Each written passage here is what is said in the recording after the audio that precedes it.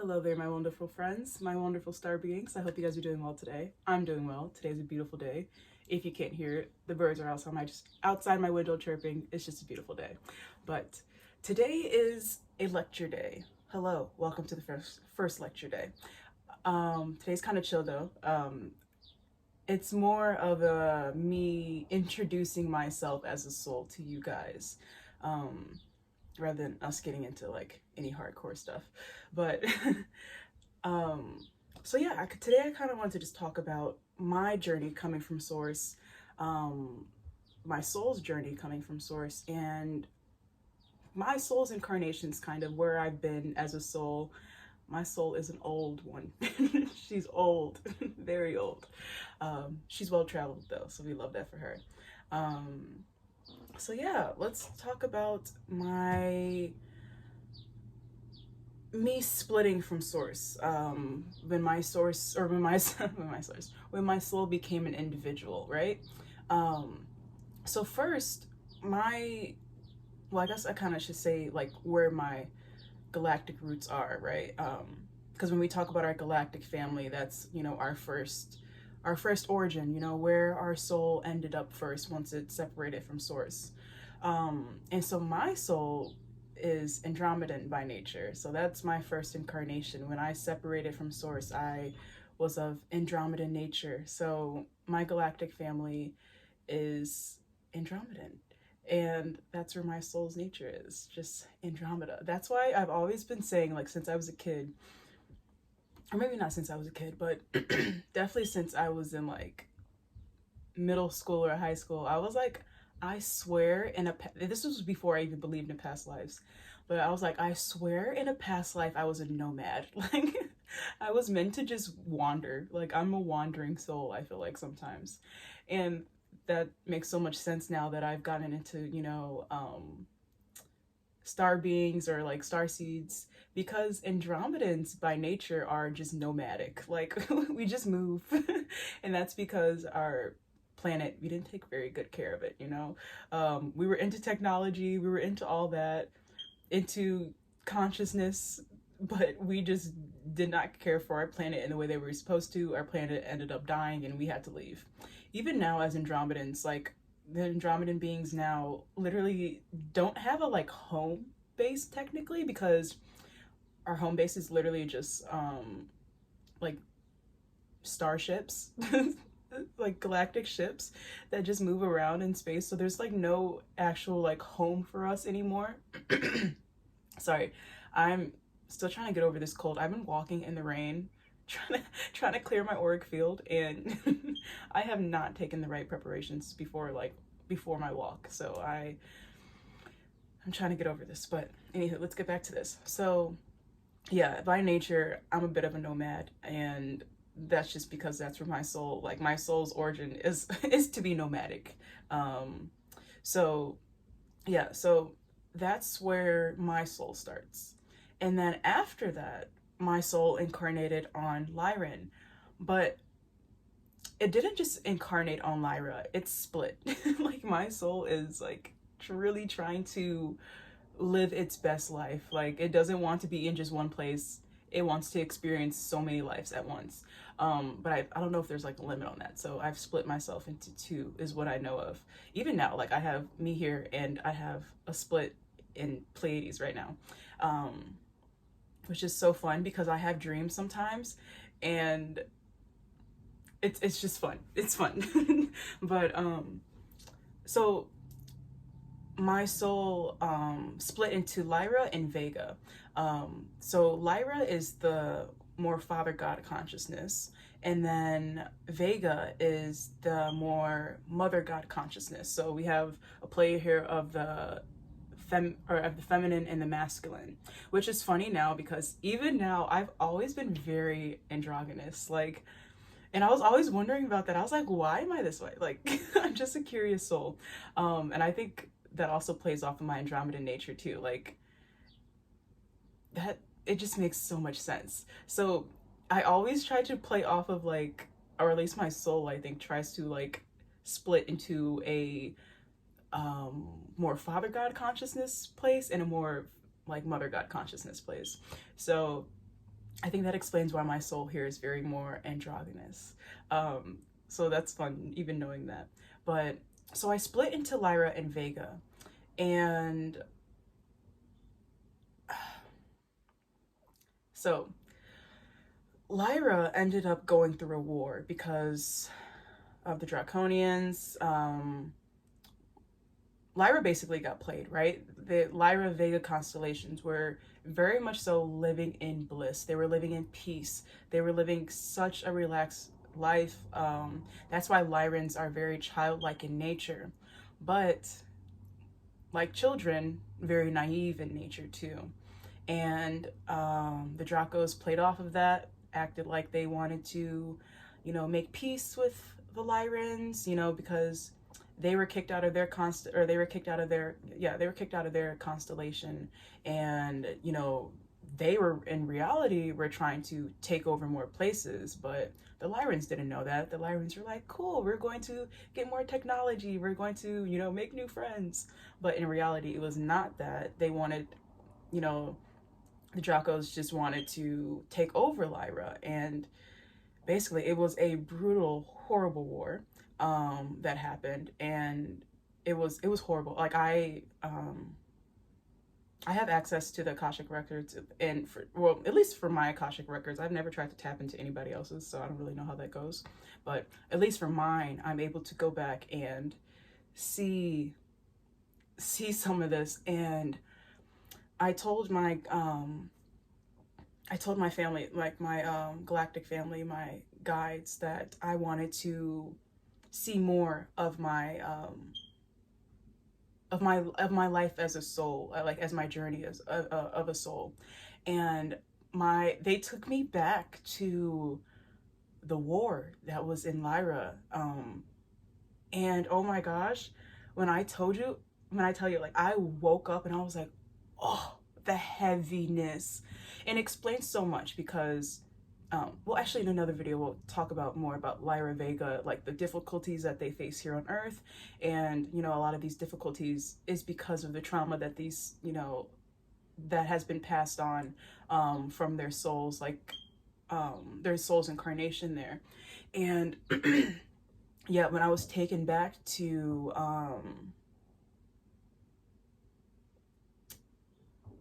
a piece of that war, I remember they showed me my Vega body. So Vegas are more blue, like more have like a more bluish green hue to them, and a little bit more cat-like too. If you were like trying to compare it to something, compare it to a movie, you would see it as the avatars, right? If you like avatars and like the Navi people, they're more cat-like. That kind of shows how Vegans look. And then we have the Lyrans. The Lyrans are more, you know, white with like a more Nordic look to them. And yeah, I remember they showed me my Vega body and they showed me the war that happened. And I remember they like kind of just placed me back there, and I was just standing there and I was looking and I was like, oh my gosh, like this is happening. And then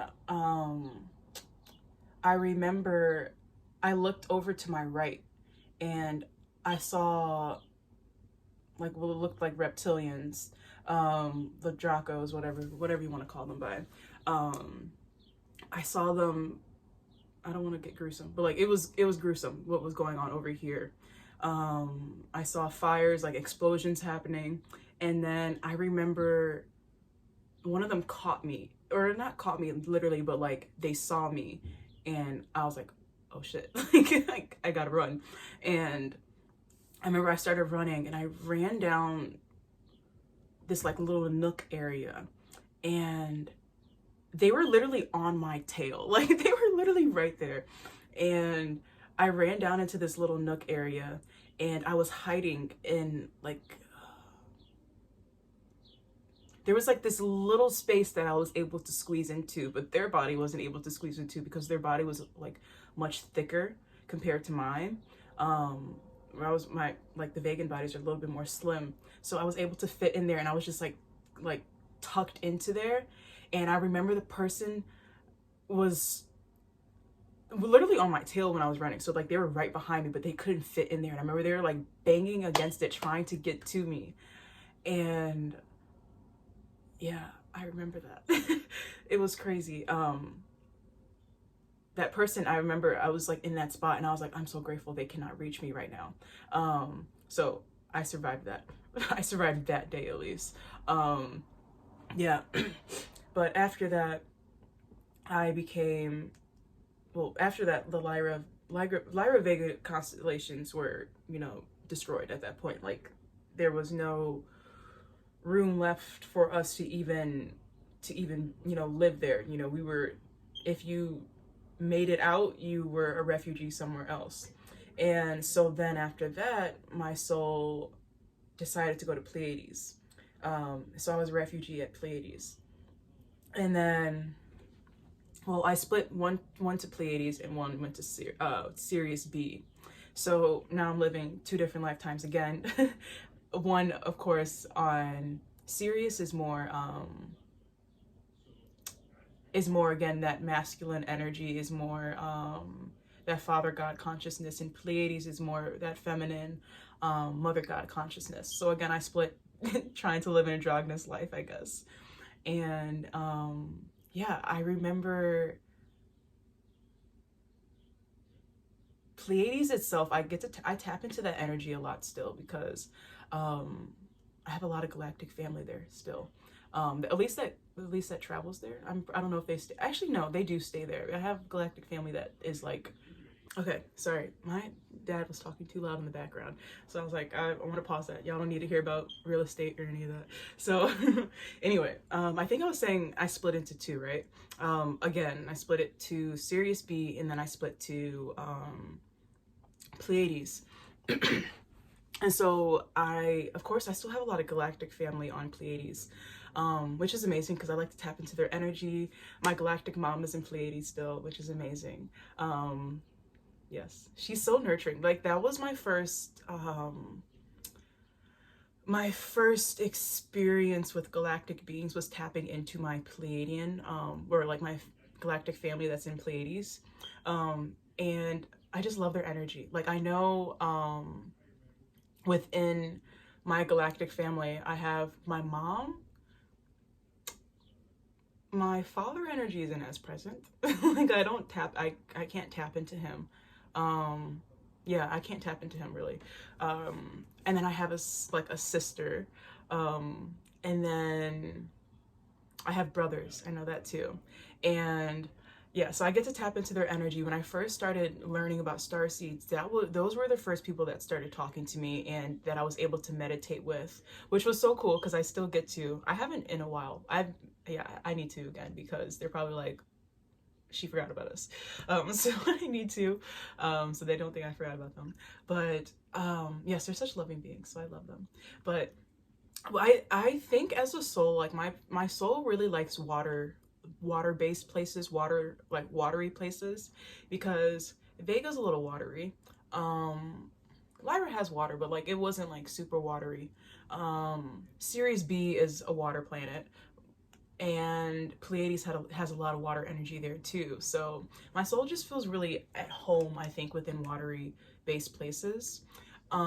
Which explains my birth chart now, because my birth chart, like if you look at my big three, it's all water. I'm a Cancer sun, Cancer rising, Pisces moon. Like, I'm a watery person, right? Just natural to me. Even now, like, and if I'm healing myself, doing any like type of healing work with me, I have to use a lot of water to like really balance myself out. So that works really well for me. But yeah, so okay, after that I went to Sirius B, or Sirius B, Pleiades, lifetimes there.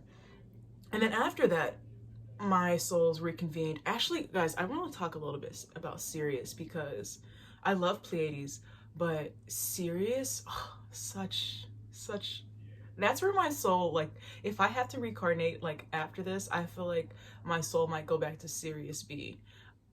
Pleiades and Sirius B, like, those are just my places, I feel like. And well, it's not like I can go back to Lyra, so but I yeah, as a soul, Series B feels like a fun home for me. Like that's always a fun home. Series A, I feel like the people who are there are a little bit more serious. Like not that's a good pun. But I feel like the people there are a little bit more serious. And Series B, I just feel like it was just a little bit more spiritual. Like I don't know. Cause like I think as a soul, like I've liked Lyra was, of course, Lyra was cool, but like Vega was more spiritually aligned. Like the Vegans were more tapped into spirituality, wanted to learn more about spirituality. Um and then in Vega, or not Vega, wait, did I say Vega or Lyran for that? I meant Vega if I didn't say Vega. The Vegans were more into spirituality, but in Sirius B, I feel like I was able to really tap into my spiritual nature there too, and I don't know, maybe if it's, I don't know if it's because of the water. Like, I don't know, it's something about it. But I want to talk a little bit about my time on Sirius B, because Sirius B, that's my time. That's where my soul thrives. Like, she was living there, right? Living.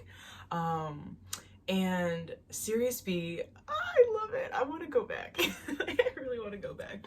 I like tapping in with my Sirius, I don't know, my Sirius guides or whatever, because those are my people.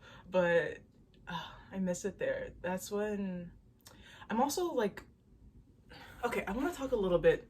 I'm sorry if I'm not staying on course here, guys. Like this brain, it moves. It just moves, and you guys, I don't know what to say. But I remember also, like, I tapped into my Akashic records for this part of my dream too, or not my dream, but like I was taken to the day that I had picked some of my my guides, guides, protectors, a little bit of both, right? And I remember I was in this white hallway. I'm really bouncing around right now. I hope you guys don't mind. Just bear with me. But I was in this white hallway, and I'm like looking around, because when I'm tapping into my Akashic records, like looking into my past as a soul, I'm never just like seeing it, like I'm actually there, and I'm like, they put me back there so I can like experience it all over again. And which is so cool. Like I'm so glad that I'm able to do that. But so I'm taken there, right? And there's like, I'm in a white hallway, and so there's people behind me in line. There's a long line in front of me too. And I remember there was like two males behind me, and they were kind of like whispering, talking, and I was like, what are they talking about? Why are they talking about me? But you know, we'll just say that they were saying happy things about me. So, or maybe they could recognize that I wasn't from there right then. Like, I don't know. I gotta think about that a little bit more. But anywho, they were definitely talking about me. People were definitely whispering. They're whispering about me. But anywho, it was time for us to actually go into the room. I was in line, walked into the room, I sat down, and I remember when I was in the room, there was this huge carpet, a huge, not carpet, it was like a rug or something, and there were dragons on the rug. And so I was looking, I was like, oh, this is where I pick my dragons, like this is where I pick my protectors, my guides. And so I sat down, I was like all giddy, excited. And which is funny, because like I always knew I had a connection with dragons before, because like sometimes like I would paint them, or I would draw them, and I'd be like, there's just something there. And then I had learned one day that I did have a dragon guide that stays with me. Not one, I have three, but a dragon guide that stays with me. And I love how I said that. My window just moved. We won't talk about that. It's okay. But yeah, so I'm sitting down in the room, and they're like giving a presentation, like a little, not a tutorial, but like they were talking about it a little bit. And then the room, I remember the room being very, very, very dim, and the only light were like on the people that were talking. And so, sorry, I keep looking around the room, because like I'm like drawing back the experience right now, and I'm trying to picture, you know, when I was there. So sorry if I'm not looking at the camera, but I'm trying to like, I'm trying to, I don't know, take myself back to the memory. And so I'm sitting there, they're talking, the lights were dim, and then they were like, okay, we're done. And then I remember there was like no lights at that point, and I was just sitting in the room, and there were like three dragons, at the very least three, I felt like, that kind of just like engulfed me. They just came in, and I was like, it was crazy. I don't even really know how to explain the experience, because they like had swirled around me and then like came in me. It was just weird. Like, not weird, but like it's cool like thinking about it, but I don't know how to really explain it. So that's when I first realized that. I was like, oh my gosh, I picked my guides. Like, that's crazy. Like, I picked my protectors. That's amazing. So yeah, I've always have tried to connect with my dragon guides, because they protect me and I love them so much. And definitely now that I can remember, because before I couldn't remember that I picked them. I couldn't remember what they looked like or anything like that. And then I would always like, I'd be in meditation with them. I'd be like, show me yourself, show me yourself. I want to see you. I want to see you. And I'd be like, tell me your names. I want to see you. I want to know everything about you. And they never really would show me themselves. Like, they never really showed me them. And then they would talk to me though. Like, I'd be able to meditate with them and tap into their energy, of course, but I couldn't like see them. And so I would paint sometimes. I would paint, like, I would end up like getting like channel paintings, and it'd be a dragon, and I'd be like, is this what you look like? Is this what you look like? I'd be all excited, because I'm just like, I just want to see you guys. I want to know what you guys look like. And yeah, they would never say much. They're like, it's not really what I look like, for sure. I guess they didn't want to hurt my feelings, but the colors were right, but the representation of how they actually looked were kind of different. Because recently, again, I had a dream with or not a dream, but sometimes like I can't really take naps. But like, instead of taking a nap, like if my body is tired, I don't necessarily need to take naps. Like, I always say that I'm like a cat. Oh my gosh, like, that's my Vega nature. Now I'm just thinking about it, but like, I always say that I'm like a cat, because I don't really need to take a nap. I just need to lay like in a meditative space, or like in a meditative like sitting or whatever, for like 15 minutes, and then like I'm rejuvenated again. Like, I'm ready to go. I can like run a mile after that. But I was in one of my little meditative states, and trying to take a nap, but not really taking a nap, because I wasn't going to fall asleep. But you know, my body gets to that relaxed state, and I got a new crystal, and this crystal is supposed to help with my Akashic records, because I'm trying to dive deeper. I need to know more. I want to know more, because I feel like the more that I get, the more knowledge that I get is the more knowledge I get to share with you guys. And I want to spread this knowledge, because the knowledge of the cosmos is so vast, right? I've lived too many lifetimes to not know what the hell has happened to me and how that affects me in this lifetime. And so I was laying down, and I remember like feeling the presence, and I was like, oh, there's someone here. I was like, who is this? And then you know, I just had my eyes closed still, and I was like looking. I was like, okay, well, whoever wants to show themselves to me is going to show themselves to me, and I'm not going to, you know, force anything. And it was one of my dragons. It was like, I knew I had like a reddish color one. This is why I always say, like, you should, because my sister was asking me one day, she's like, how do you know about your lifetimes, like, or my past lives? How am I supposed to know about that? And I told her, I was like, the best way to figure out your past lives is to daydream. Because when you daydream, like, your mind just wants to uncover the knowledge that it already has. Like, even if you think it's silly, it might just be silly on this earthly plane. It's not silly somewhere else, right? So I'd always like daydream, like, and dragons would pop in, right? And I have dragon guides. How silly is that actually, if it's true, right? So but I was like, I knew I had a reddish one, because like when I would daydream, like, that's the one that I would see.